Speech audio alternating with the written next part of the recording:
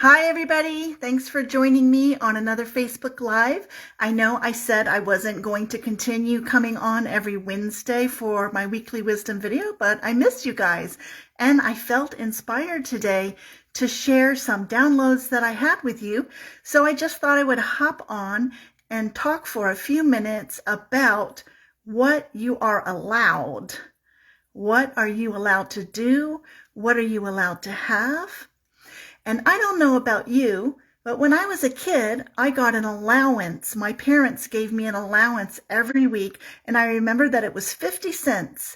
And some people have to do chores to earn their allowance, some kids, and some kids are just given an allowance as a way to learn how to manage spending money.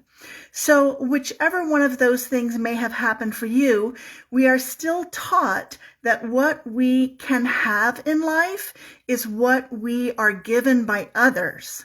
There's this whole external dynamic to what it is that we think we are allowed to have. And a big shift for me energetically and mentally came when I understood that now that I'm an adult, no one tells me what I am allowed or not allowed to have or allowed to do. I'm the one that makes the rules, and I am allowed to give myself permission. But what happens for many, many of us is that we are told that we can't do certain things when we're younger, or we're told that we can't have certain things, that we're not allowed. And then when we become adults, we never go back and question those beliefs. And we end up holding ourselves back without realizing that we are doing it to ourselves.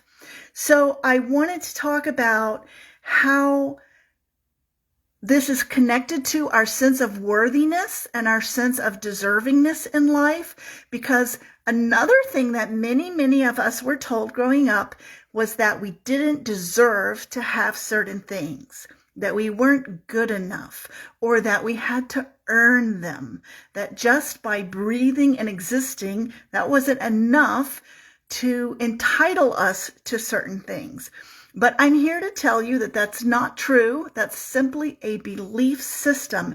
And in actuality, your worth is inestimable. Your worth is determined not by you, but by God.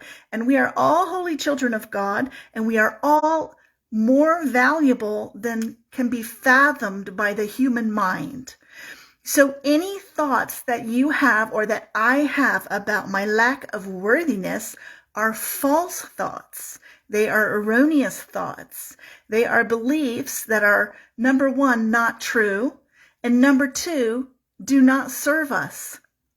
I don't know if you remember, there used to be a commercial on TV for L'Oreal hair products, and the catchphrase for those commercials was, "You deserve it. She deserves it. She deserves the best." I remember I used to watch those commercials and they would just chafe me. I would think, oh, what a sense of entitlement. How prideful is that? But now I have come full circle to see that this sense of humility that I used to pride myself in was actually a false humility. It's not true humility. If you've studied A Course in Miracles, you know there's a difference between being truly humble, which is accepting God's definition of you, versus the false humility of the ego that says, I am not deserving, I am not worthy, I am not good enough. I am the one who has decided that I am not as fabulous as God says that I am. So it's a little tricky at first, but coming to understand that the worth of all of us is inherent. We were born worthy, and that cannot be changed by anything that one does, by any faults, by any errors, by any sins that are committed. That sense of worth the worth can never go away. The sense of worth can go away, and that's how we end up with low self-esteem. But the actual value of each and every one of us never changes. Never changes, because we are spirit. We are spirit, we are eternal, and that is so worthy that the human mind cannot wrap around it. But what happens is we start to identify ourselves with these human bodies that are fallible, that make mistakes, that say things that we regret. And then in our mind, we go back to, oh, I did that terrible thing. I'm such a bad person. Oh, I screwed up. I'm not worthy. And we make these stories where we push ourselves down and down.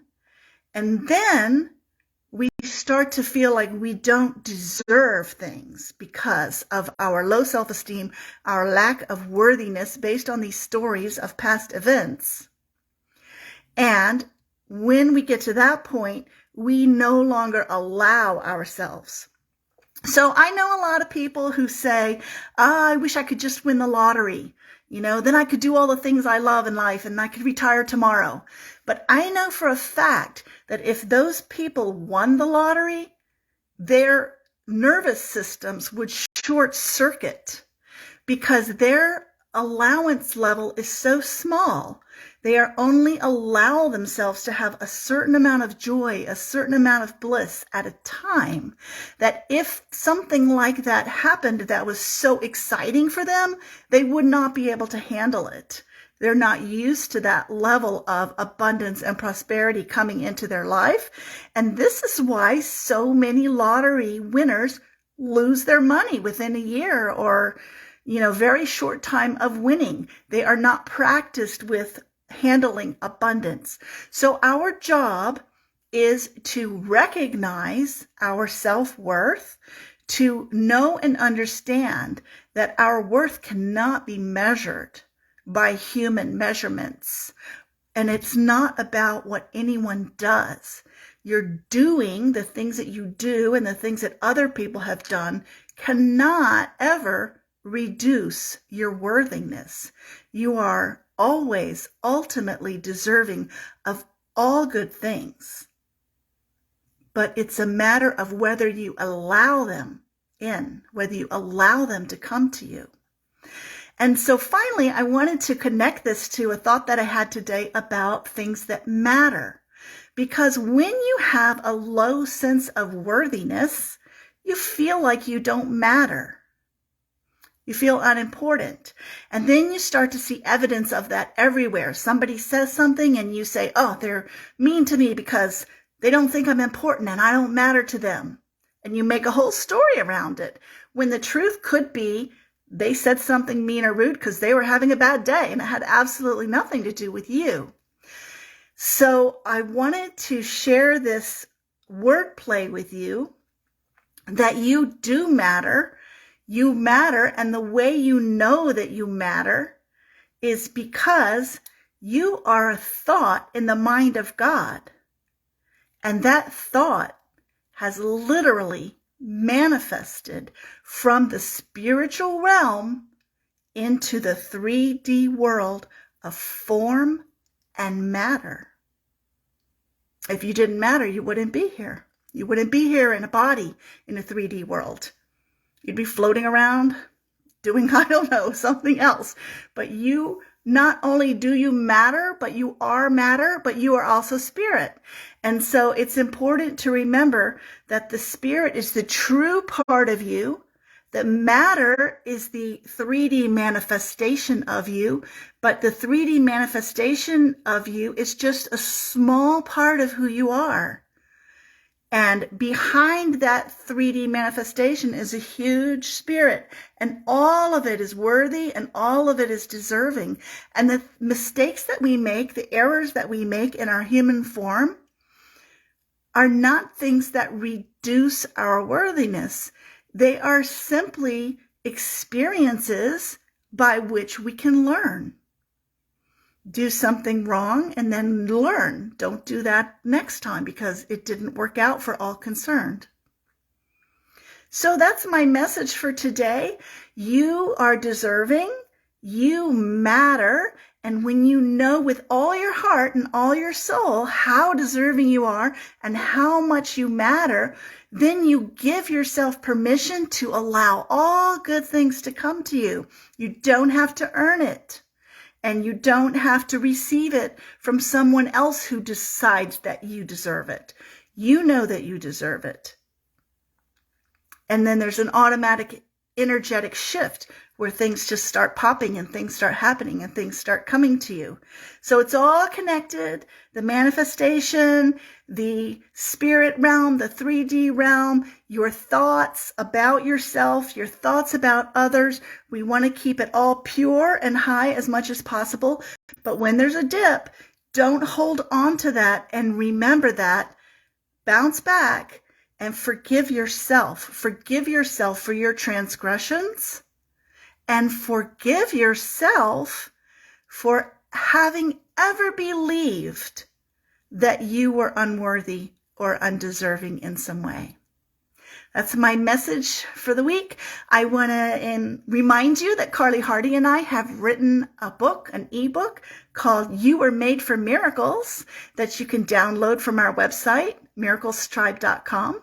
And I hope you have a blessed and delightful week going forward. I'm Teresa McGallagher, and I love you. Bye-bye.